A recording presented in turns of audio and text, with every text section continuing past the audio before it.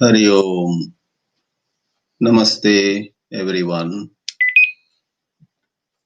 Om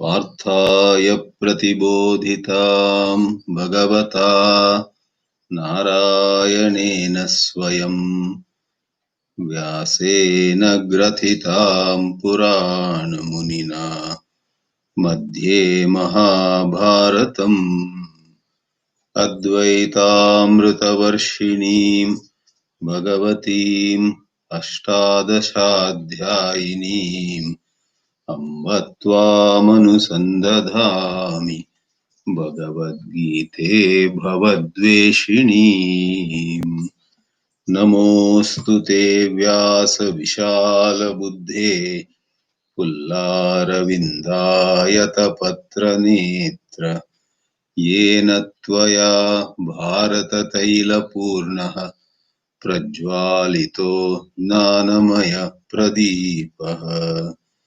प्रपन्नपारिजाताय स्तोत्रवेत्रैकपाणये ज्ञानमुद्राय कृष्णाय गीतामृतदुहे नमः. Welcome to all of you at this third session of this series of weekly Bhagavad Geetā talks on this YouTube live channel of our Fawai Forum. We have in the last two classes seen the Avataranика Bhāshya of Sri Shankaracharya, where Sri Bhashyakara made a number of introductory comments and held Bhagavad Geetā up, calling it Samasta Vedartha Sara Sangraha Bhutam Idam Gita Shastram. This gives the essence of all the Vedic wisdom. And to be more specific, he said Bhagavad Geetā teaches both Nishkama Karma, which is the discipline of pravritti, and Sannyasa or Jnana Nishta, which is the discipline of nivritti. Now, on this third session, we will begin the Bhagavad Geetā proper. And before that, a few simple comments from my side. As we have said umpteen times, Bhagavad Geetā is a scripture for both the common man and advanced spiritual aspirants. A brahmachari in high school also will benefit from studying the Gita, and so will a sannyasi on the slopes of the Himalayas, deeply engaged in spiritual practices. Now, for the common man, certain descriptions of Gita have been given. When they asked Sri Ramakrishna, what is Gita all about? He said, take the Bengali word Tagi, elsewhere probably it is Tyagi, one who has renounced. Tyaga is renunciation. And with a little village touch, I guess, in Bengali it is Tagi. And he said, go on repeating Tagi. Tagi, Tagi, Tagi, Tagi, Gita. You will get Gita. So how sweet and how wise of Sri Ramakrishna to say it is all about Tyaga. On the lower level of Nishkama Karma, that is Pravritti Dharma, we do Tyaga of our selfish motives. Day in and day out, all of us get embarrassed, hurt, feel insulted on occasions. Somebody doesn't have the same view as we do, and it embarrasses us. For everybody wants the whole world to think the way he does. How can that ever be possible? There has to be always difference of opinion. And when there is difference of opinion, Well, in this world, there are some who criticize you quite bitterly, and that may hurt. That can hurt. But Bhagavad Gita says, do tyaga, give up that hurt, be objective. Take a look at that view. The other person's view probably is correct. In that case, accept it. The other person's view perhaps is wrong, incorrect, and just using his position or political power, he has prevailed upon the group of people to accept his view and reject ours. Then we recognize this, and there also we say, all right, I shall cooperate with the decision of the group, and I let go of my personal sense of hurt, insult, or being let down. See, Tyaga, giving up this I, me, and my begins on day one. A student in ninth grade, let us say, gets very good marks and feels proud.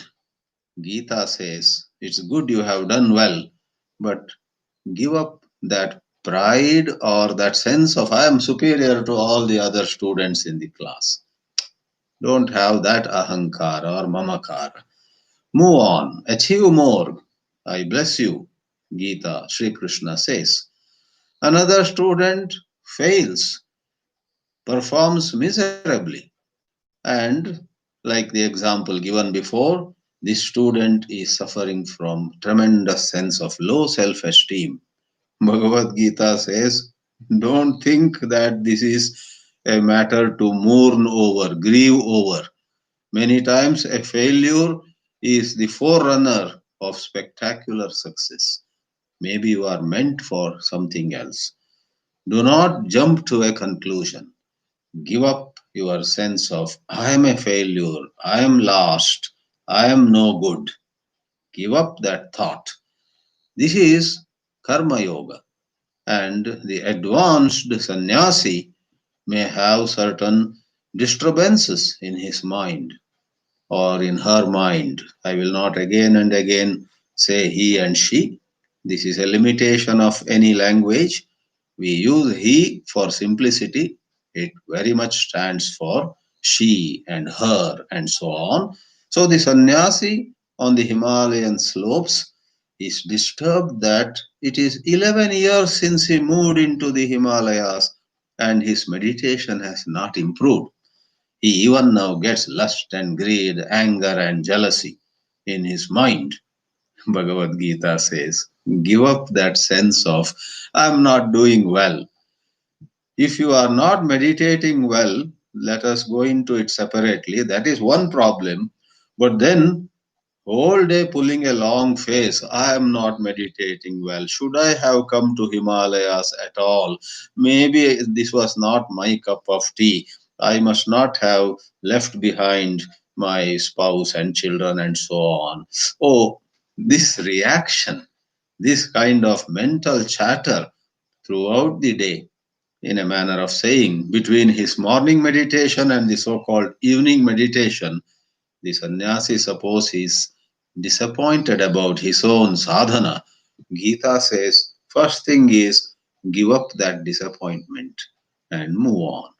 So, how nice Sri Ramakrishna, in a language that even common people can understand, says, Tagi repeated becomes Gita, and to become a Tyagi doesn't have to be a Himalayan ascetic.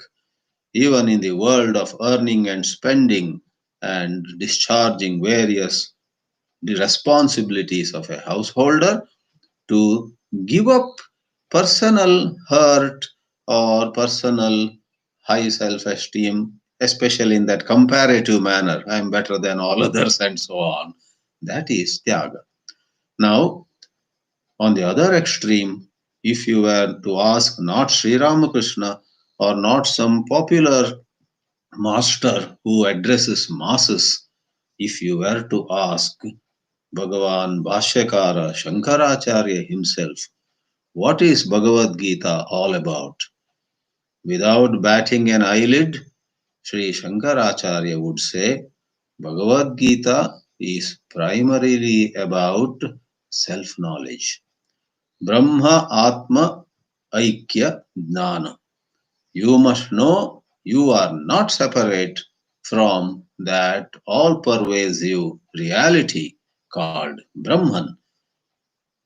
Ordinarily, people are unable to see that message in the Gita, but through his commentary, Sri Shankaracharya puts in labor of love and points out, shows to us that Bhagavad Gita indeed gives to us that Advaita Jnana. Therefore, there is a spectrum of interpretations with regard to the very essential and main message of the Bhagavad Gita. Many years ago, some 20, 21 years ago, I took part in an assembly of sannyasis in Mumbai at Prempuri Ashram. There were many Mahamandaleshwars and Matadipatis and many Swamijis with lot of their formal attire and so on. And I too was on the dais with them, and the head of this Kailas Ashram Rishikesh, Vidyananda Tirtha Swami, Vidyananda Giri Swami, he actually said, let everybody speak for 20 minutes and give to the audience here what is the main Sandesha, Tatparya, that is the word they use. What is the thrust of Bhagavad Gita? And representing Chinmaya Mission those days, I was addressing more popular crowds generally, especially when we come out of the ashram. In the ashram, we teach sadhus. So, going by Vinoba Bhave's commentary and some popular commentaries, I took the mic when it came to me and said, look at Bhagavad Gita's first word. The first word in Bhagavad Gita is dharma. Dharma kshetre kurukshetre samaveta yuyutsavaha mamaka pandavaschaiva kimakuruvata sanjaya. The first word is dharma. Now take a look at the last word of Bhagavad Gita. Yatra yogeshwara krishno yatra partho dhanurdharaha tatra shrir vijayo bhutir dhruva nitir matir mama. The last word in the last shloka is mama. So going by one of those popular commentaries, not by Shānkara Bhāshya or some advanced commentary, I shared that outlook that if you take the last word, it is mama, and the first word of Gita is dharma. So Bhagavad Gita is about our duty, mama dharma. Mama dharma kaha. What is my duty? Where do I belong? So everybody should understand their swadharma. Everybody should understand what they ought to do and what they ought not to do. Now, I felt very good because audience, mostly householders, they listened to me in rapt attention. Though it was in a little broken Hindi that I spoke, people enjoyed the simplicity of the message. But I can never forget at the end of it, Pujya Swami Vidyananda Giri, the Mahamandaleshwar of Kailas Ashram, a highly revered position, so he said, especially referring to me, perhaps I was still a brahmachari, it was perhaps in 92 or so. So he said, this brahmachari Lokanatha has said, Gita talks about mama dharma. That is not right. Of course, he spoke in Hindi. The Orthodox Swamis would consider it almost a sacrilege to speak in English. If others speak in English also, they are a little uncomfortable. So Hindi and Kannada or Telugu, Oriya, Bengali, Indian languages. So that Swamiji, in chaste Sanskritized Hindi, came down on me very lovingly. In fact, he and I met many times, and he had certain special love and regard for me. He visited our ashram also in Mumbai a couple of times. I had the privilege to receive him, and he was a great erudite scholar, sannyasi. And however, in a loving manner, he chastised me. Swadharma is not the main teaching of Bhagavad Gita. It is Swarupa Dharma. It is Brahmatmaikya. And he quoted lines from Shankara Bhāshya and so on. So, friends, the idea of my sharing this with you is Bhagavad Gita means different things to different people, and you may organize all those messages in a pyramid fashion. And on top, we would regard Brahmatmaikya, the oneness of all that is. Jiva, Jagat, and Ishvara are one. One truth alone expresses as this entire creation, and I am that. Aham Brahmasmi is the upshot of Bhagavad Gita, but other interpretations also fit in into the pyramid. That is how you and I would even look at other schools of thought, Vishishtadvaita, Dvaita, and so on. We find that all of them fit into a specific place in the whole matter. So here we are, and today, with this understanding that Bhagavad Gita can give to us what we need. A little child needs one kind of food, a young man needs another kind of food, and a very elderly person yet another. This is one more example, by the way, given by Sri Ramakrishna Paramahamsa himself. The mother who loves her children equally would give very soft, almost liquid or semi liquid food to an infant, and a different kind of food which is hard to digest, but her 18-year-old young son can eat and digest that. She gives that kind of food to the 18-year-old son of hers, and to her own father or mother, father in law or mother in law, again, some other food which is suitable to old people. Can we say the mother is partial? No, on the contrary, the mother is very understanding. She understands the needs of members of the family. Likewise, Bhagavad Gita, which has been called a mother, Amba Tvam Anusandadhami, says the Dhyana Shloka. Amba means, O mother, I meditate upon you. You indeed take me across this bhava, this worldly existence of gain and loss, of being praised one day and being put down by people on another. These ups and downs characterize this worldly life, but you, O Mother, lift me above these ups and downs. With this, let us make a beginning with Bhagavad Gita. Take any book, any of publications that you could get.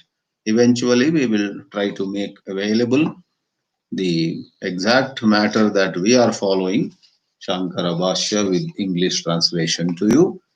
I shall start the first chapter, the first shloka at this moment in this YouTube live, since the voice is of the presenter and others take part through writing text in the chat box only.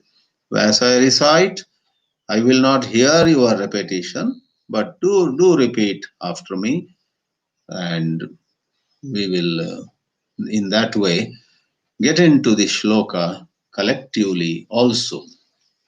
Om Namo Bhagavate Vasudevaya.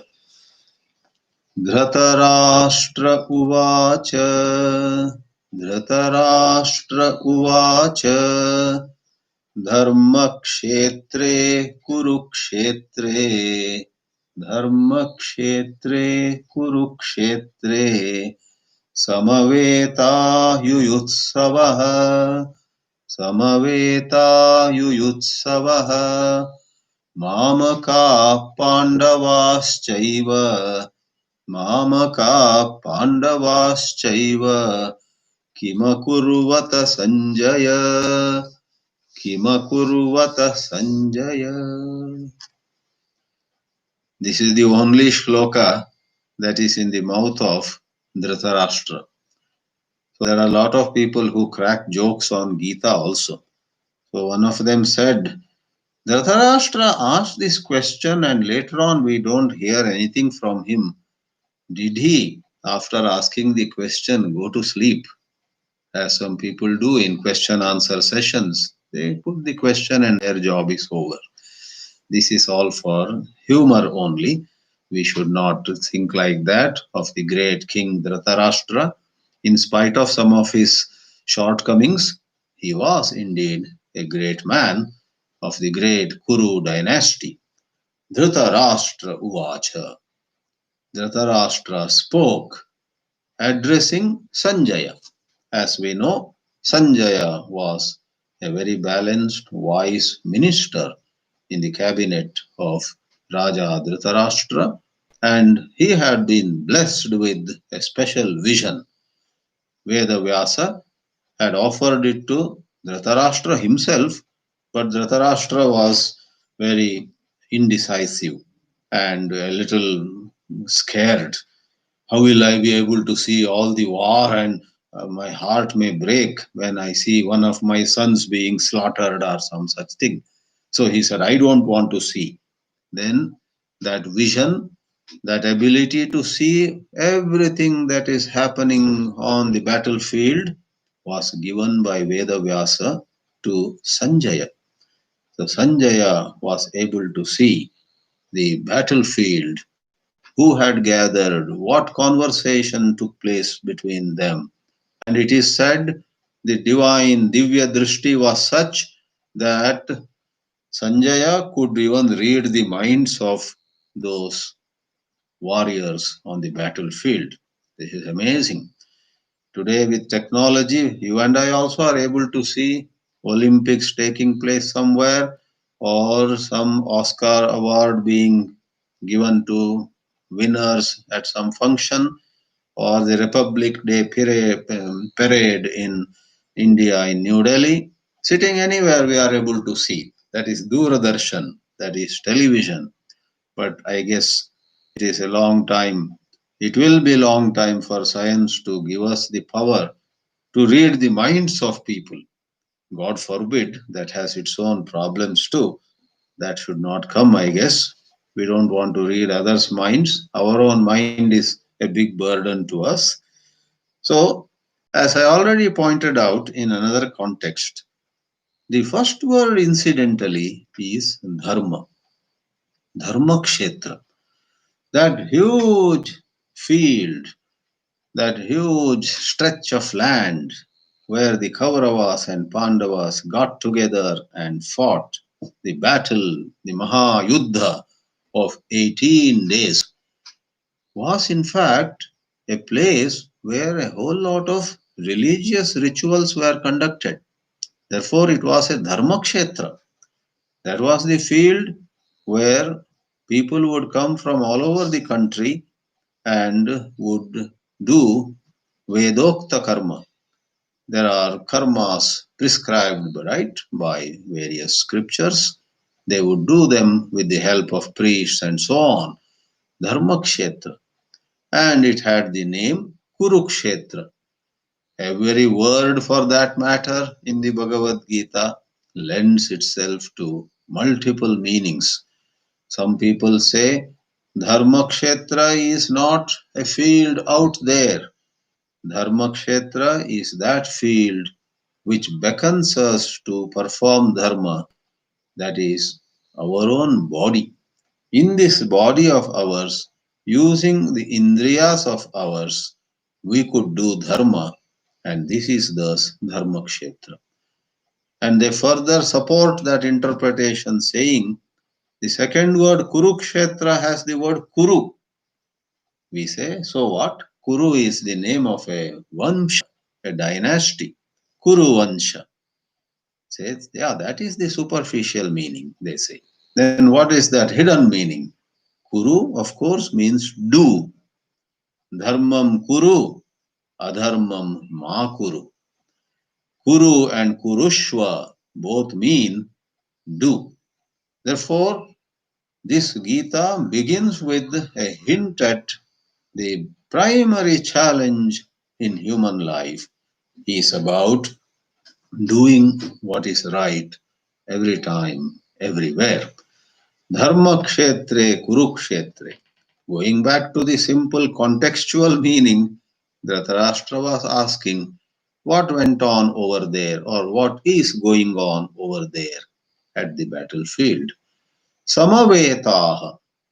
Even Mahatma Gandhi somehow fought shy of the literal meaning, which scholars otherwise do not appreciate. Therefore, incidentally, Mahatma Gandhi, whom we revere and respect in various ways, is not all that big name in the spiritual circles of Vedanta study. For Gandhi took a lot of liberty in interpreting Bhagavad Gita to suit or to go well with his work. He was concerned with the uplift of the masses, removal of inequality, removal of social injustice. He was so much attached to a number of goals in bringing the society upward, and he took some liberty. Therefore, a lot of orthodox scholars in Hinduism are not at peace with the interpretations of Sri Mahatma Gandhi. Sri M.K. Gandhi, in fact, very emphatically said, Gita does not talk about the actual war at all. It is only the war inside between good thoughts and bad thoughts. Now, we would say that meaning is very acceptable, but we should not dismiss or deny that there actually took place the war of Mahabharata, and Lord Sri Krishna actually advised Arjuna to fight the war because the total vision of the Vedas, of the Vedanta, makes room for violence when it is unavoidable. No Dharma Shastra would say go for violence at the drop of a hat. On the contrary, Dharma Shastra says try your best, but if through any other means injustice cannot be stopped, then you have to go for violence. For we do not want to fight shy. We don't want to have a goody goody picture of Dharma Shastras. The Dharma Shastras have to take into account the entirety of the situation. Therefore, the traditional interpretation of the Gita and this great battle is that it literally happened. In modern times, because more and more people haven't read the original works at all, more and more people read some translation by a German scholar or by an American scholar and so on. And the general education also is so westernized, which has its merits, I do not deny. Western education, that scientific spirit, has its own merit, but on many occasions, the pure interpretations of the Hindu scriptures gets distorted. In fact, I once had a hard time. I took a book of Manusmriti published by Penguin, the famous publishers, and I just went to some shloka. There was only English. And that shloka's English translation said there are three kinds of heat, Heat. I said, in physics, we talk about heat and light, sound, and so many, powers, forces of nature, phenomena of nature. That is physics. Why should Manusmriti talk about three kinds of heat, latent heat or some other? Then I looked for an original, and to my, shall I say, surprise or to my, you know, uh, my pleasure, or I laughed. The original said Tapaha is of three kinds. Tapaha, tapas. Even Bhagavad Gita talks about three kinds of tapas. Sattvika tapas, Rajasa tapas, tapaha or tapas. And this guy, some professor somewhere, I don't blame him. After all, he is not exposed to the Hindu culture. So he had translated it as three kinds of heat because tap, tapa, they know Sanskrit. So in Sanskrit, tap means to heat. So that is, of course, a little language problem, but at many other places too, not just in terms of language, but in terms of outlook itself. A communist influence, a socialist influence, or a certain influence of an entirely different culture, influence of an entirely different religion. Some translation could be made available with the Christian influence, Judeo Christian influence, an influence of Semitic religions, their terminology, their concepts could make their way into the interpretation of Sanatana Dharma. Therefore, in recent times, many scholars are waking up to the requirement, to the burning need of presenting the scriptures of Sanatana Dharma in the truest spirit, in the truest way, how actually they had come up. And if there are some social problems, we will handle them. There are ways to handle them. In order to fit into some outlook or some model of how society has to be, we cannot take liberty and twist the main meaning of the holy books. So I need not go long on it, at least at this time. Dharmakshetre Kurukshetre Samavetaha, Sam plus Ava plus E to come together. So who are these? Pandavas and Kauravas have got together. So the summary of what might have appeared to some of you as a little bit of digression on my part is that this is literally true. We take Lord Rama, Lord Krishna as having literally, really taken birth on this soil of the earth. These avatars are real for us. Somebody might say, no, these are all symbolic. Namaste. Thank you for giving that interpretation. We don't mind adding that interpretation, but don't make us drop our own long held belief, our faith, and we don't want this so called symbolism to throw the very foundation of Hinduism to the winds. No, Rama and Krishna are as real as Jesus or Muhammad.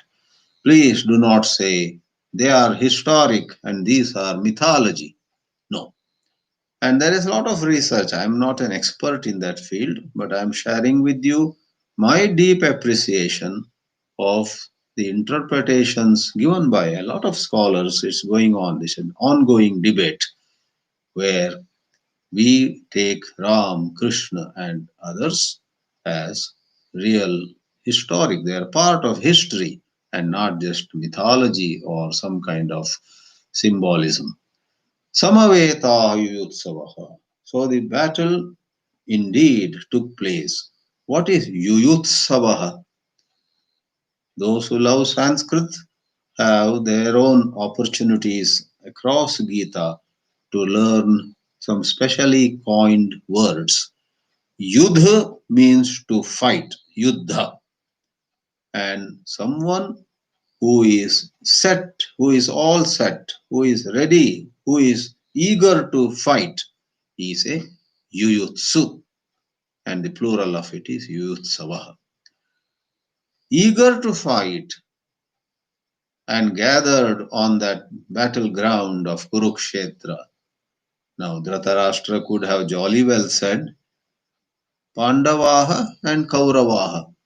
He says Mamakaha Pandavaschaiva.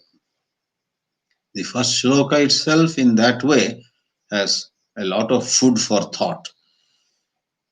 Dhritarashtra gets exposed. He comes out in his true colors. And just as you and I have our attachment, I think it was Sri Ramakrishna again, I am remembering him more today, who once said, if you eat some garlic and then go to a meeting, whether you like it or not, the smell of garlic would fill the air. Those sitting next to you, those who sitting near to you would smell garlic.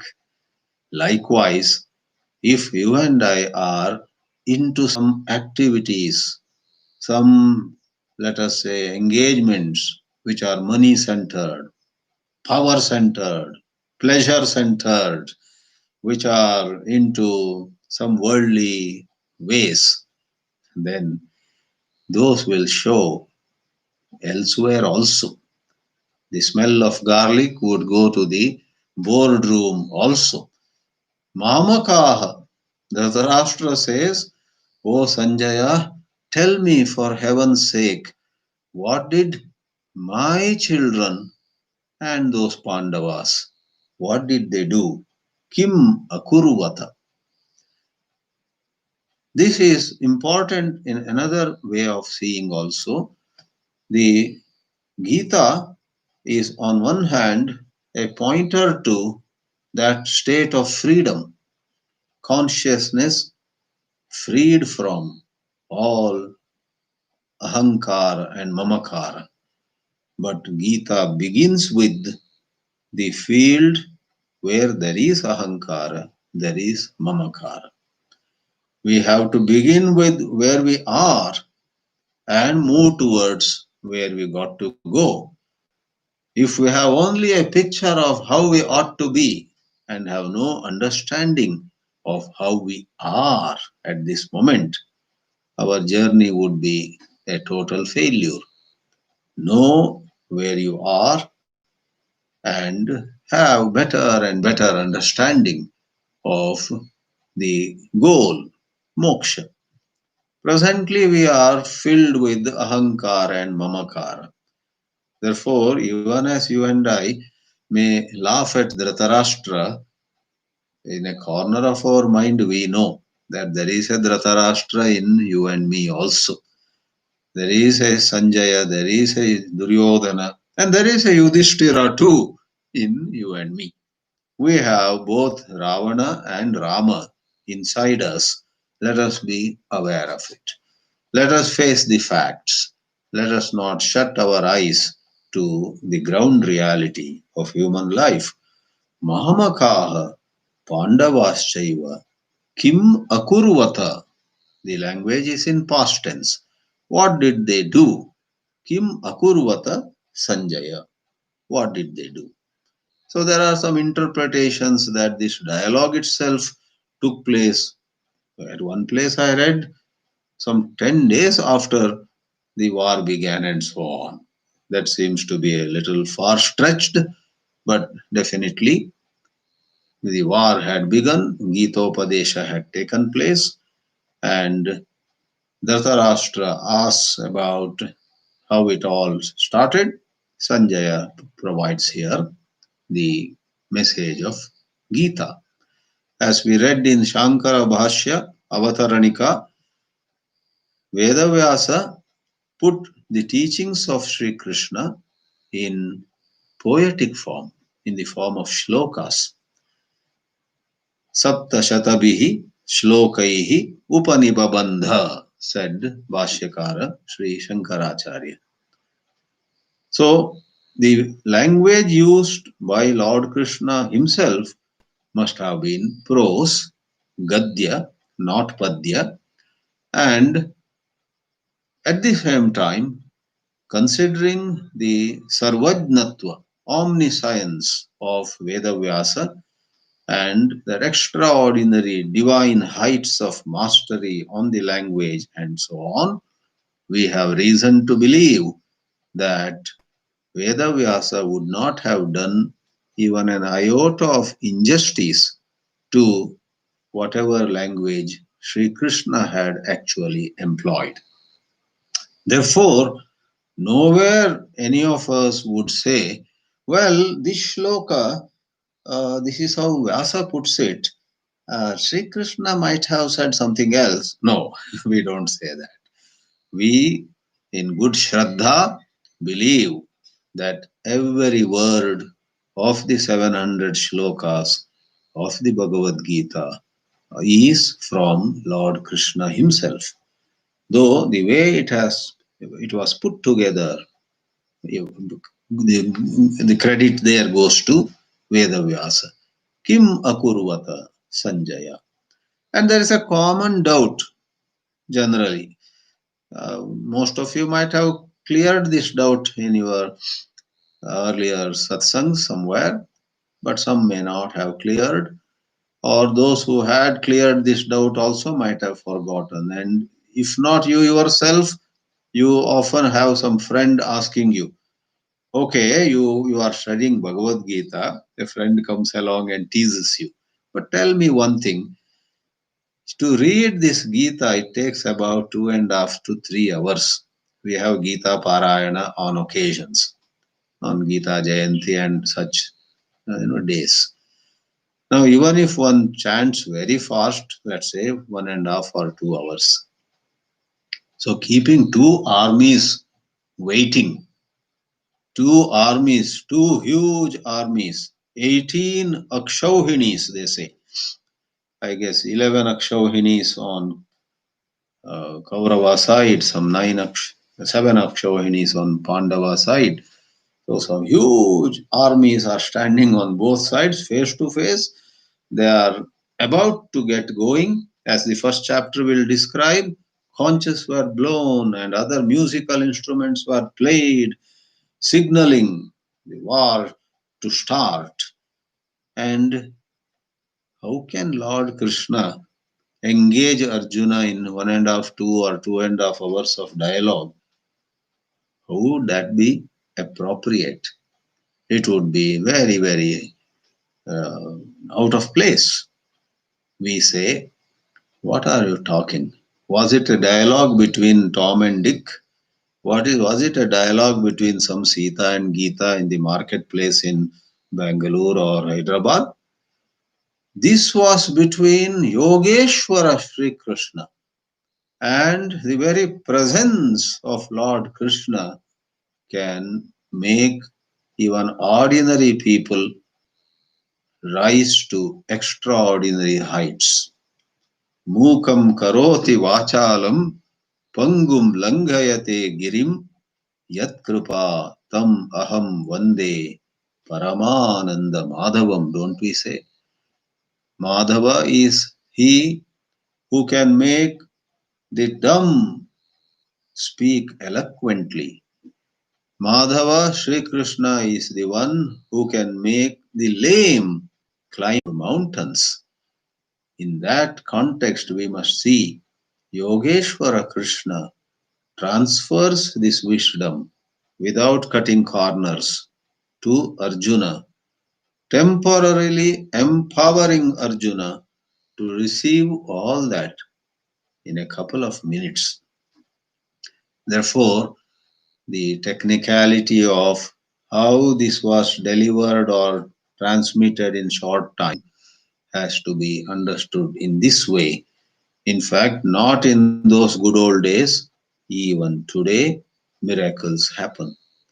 I guess in the last century, we had Sri Ramana Maharshi asking, encouraging Vasishta Ganapati Muni to compose a work called Uma Sahasram.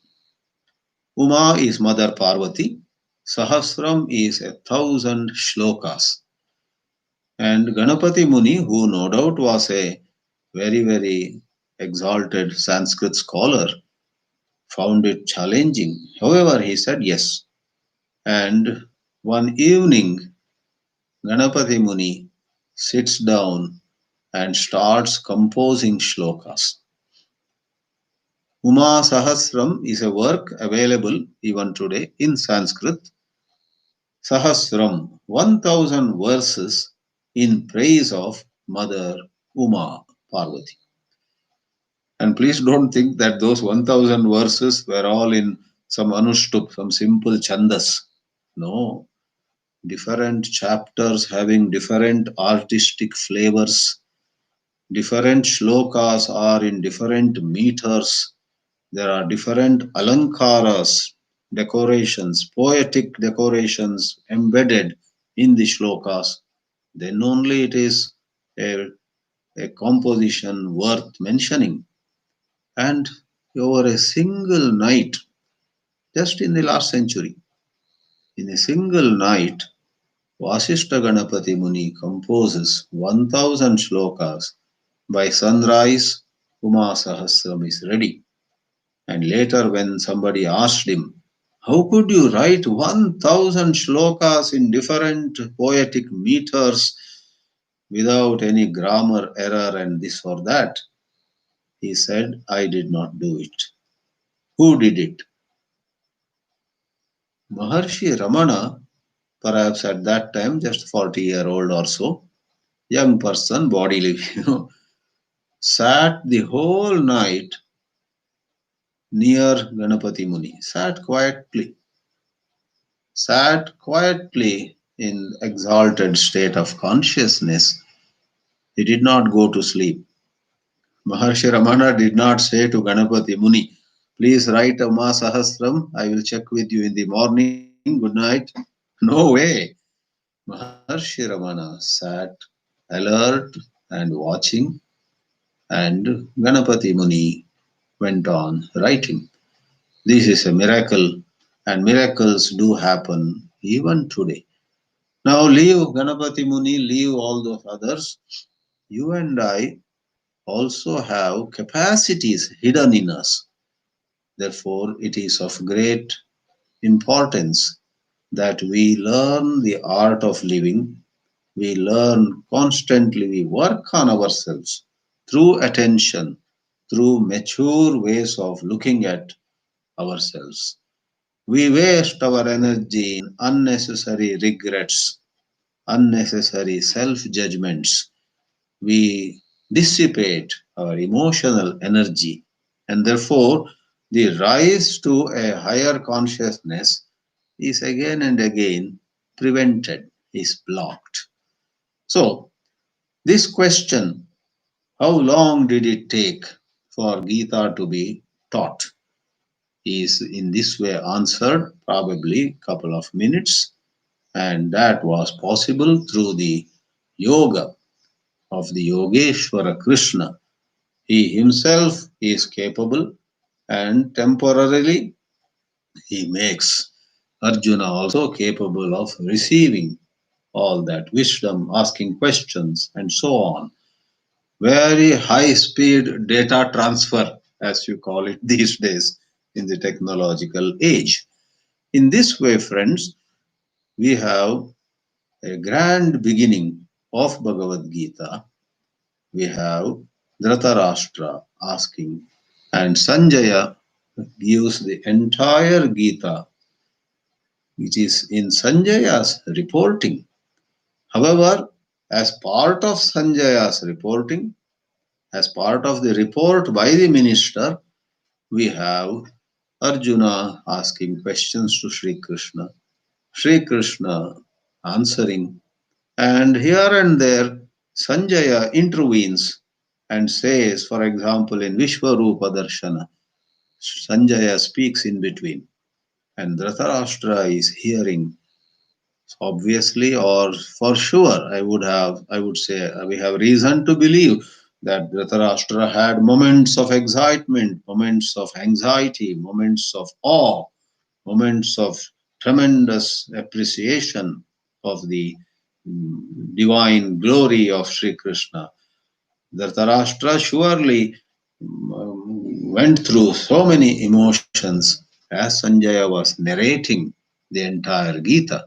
In Vishwarupa Darshana, Sanjaya also puts in 2 cents from his side, for he too got to see that cosmic form of Sri Krishna. And Sanjaya says, just thinking of the form that Sri Krishna showed to Arjuna, which I too had the chance to see, I get so excited. My hair stand on their ends. and so on. So this is a feast to our heart, to our mind. The study of Bhagavad Gita, when taken up in a proper way, can be a delightful feast, and we will enjoy the teachings. Meanwhile, something happens inside us. We will change. We will let go, tyaga. We will let go of our narrow mindedness, and we will soon find that problems in life, no doubt, are big, but this wisdom is much bigger. With this wisdom, problems will seem small. Towards that end, we shall continue with the study. Om Namo Bhagavate Vasudevaya. At this moment, I will quickly